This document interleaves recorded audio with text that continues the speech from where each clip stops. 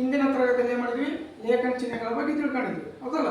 ಈಗ ನಾವೇನು ತಿಳ್ಕೊಳ್ಳೋಣ, ವಿಭಕ್ತಿ ಪ್ರತ್ಯಯಗಳ ಬಗ್ಗೆ. ವಿಭಕ್ತಿ ಪ್ರತ್ಯಯಗಳ ಬಗ್ಗೆ ತಿಳ್ಕೊಳ್ಳೋಣ. ಯಾವುದು ವಿಭಕ್ತಿ ಪ್ರತ್ಯಯಗಳು? ವಿಭಕ್ತಿ ಪ್ರತ್ಯಯಗಳು ಎಷ್ಟದವು? ಒಟ್ಟು 7 ಅದಾವು. ಎಷ್ಟದವು? 7 ಅದಾವು.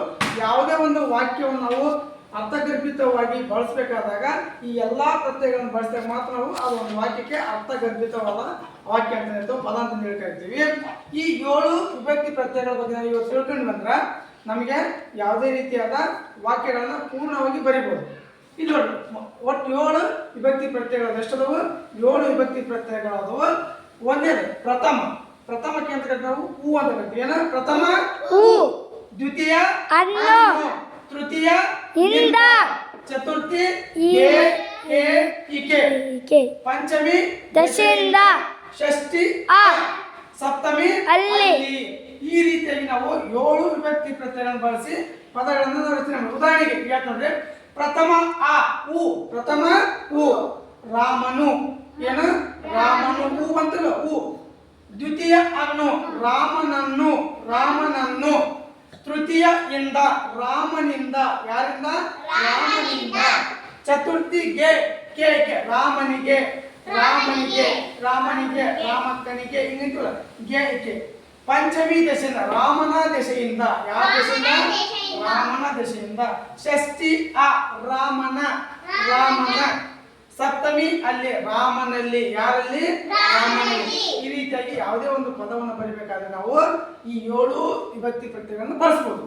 ರಾಮನ, ರಾಮನು, ರಾಮನನ್ನು, ರಾಮನಿಂದ, ರಾಮನಿಗೆ, ರಾಮನ ದಶೆಯಿಂದ, ರಾಮನ, ರಾಮನಲ್ಲಿ. ಈಗ ಒಂದು ಪದ ನೆಕ್ಸ್ಟ್ ನೀವು ಯಾರ ಹೆಸರು ತಗೋಬೋದಿಲ್ಲ. ತಮ್ಮನಾಳು, ತಮ್ಮನಾಳನ್ನು, ತಮ್ಮನಾಳಿಂದ, ತಮ್ಮನಾಳಿಗೆ, ತಮ್ಮನಾಳ ದಶೆಯಿಂದ, ತಮ್ಮನಾಳಲ್ಲಿ. ಹೌದಾ? ಈ ರೀತಿಯಾಗಿ ನಾವು ಯಾವುದೇ ಹೆಸರು ತಗೊಂಡ್ರೆ ನಾವು ಬಳಸಬಹುದು. ರಾಮನು, ಯಾರು? ರಾಮನು. ಯಾರನ್ನು? ರಾಮನನ್ನು. ಯಾರಿಂದ? ರಾಮನಿಂದ. ಯಾರಿಗೆ? ರಾಮನಿಗೆ. ಯಾರ ದಶೆಯಿಂದ? ರಾಮನ ದಶೆಯಿಂದ. ಯಾರ? ರಾಮನ. ಯಾರಲ್ಲಿ? ರಾಮನಲ್ಲಿ. ಈ ರೀತಿಯಾಗಿ ನಾವು ಈ 7 ವಿಭಕ್ತಿ ಪ್ರತ್ಯಯಗಳನ್ನು ನಾವು ತಿಳ್ಕೊಂಡ್ಬಿಟ್ರ ಯಾವುದೇ ಪರೀಕ್ಷೆಯಲ್ಲಿ ನಾವು ಪ್ರಶ್ನೆ ಕೇಳಿ ನಾವು ಉತ್ತರವನ್ನ ಬರಿಬಹುದು, ಈಜಿ ಬರೋದು. ಅದಕ್ಕೋಸ್ಕರ ಈ 7 ವಿಭಕ್ತಿ ನೆನಪಿಟ್ಕೊಂಡ್ರೆ ಪ್ರಥಮವು ಹೇಳ್ಕೊಳ್ಳೋದು. ಪ್ರಥಮವು, ದ್ವಿತೀಯ ಅನ್ನು, ತೃತೀಯ ಇಂದ, ಚತುರ್ಥಿಗೆ ಪಂಚಮಿ ದಶೆಯಿಂದ, ಷಷ್ಠಿ ಸಪ್ತಮಿ ಅಲ್ಲಿ. 7 ವಿಭಕ್ತಿ ಪ್ರತ್ಯಯಗಳನ್ನು ನಾವು ಮಂದಟ್ ಮಾಡ್ಕೊಂಡ್ಬಿಟ್ರ ಪ್ರತಿ ಪರೀಕ್ಷೆಯಲ್ಲಿ ನಾವು ಉತ್ತರವನ್ನ ಬರೀಬಹುದು. ಒಟ್ಟು ಪ್ರಶ್ನೆ ಕೊಟ್ಬಿಟ್ರ ಗೊತ್ತಾ.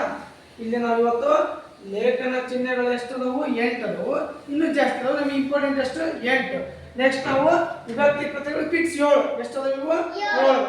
ಪ್ರಥಮ, ದ್ವಿತೀಯ, ತೃತೀಯ, ಚತುರ್ಥಿ, ಪಂಚಮಿ, ಷಷ್ಠಿ, ಸಪ್ತಮಿ.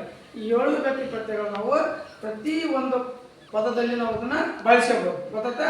ಈ ಇವತ್ತಿಷ್ಟು ಸಾಕ್ರೆ. ಇವು 2 ಬರ್ತಾವೆ ನೀಟಾಗಿ ಮನೆಯಲ್ಲಿ ಹೋಗಿ ಓದ್ರಿ. ನಾಳೆ ಬಂದು ಇನ್ನೊಂದ್ಸಲ ಬರ್ಕೊಂಬರ್ರಿ. ಓಕೆನಾ? ಧನ್ಯವಾದ.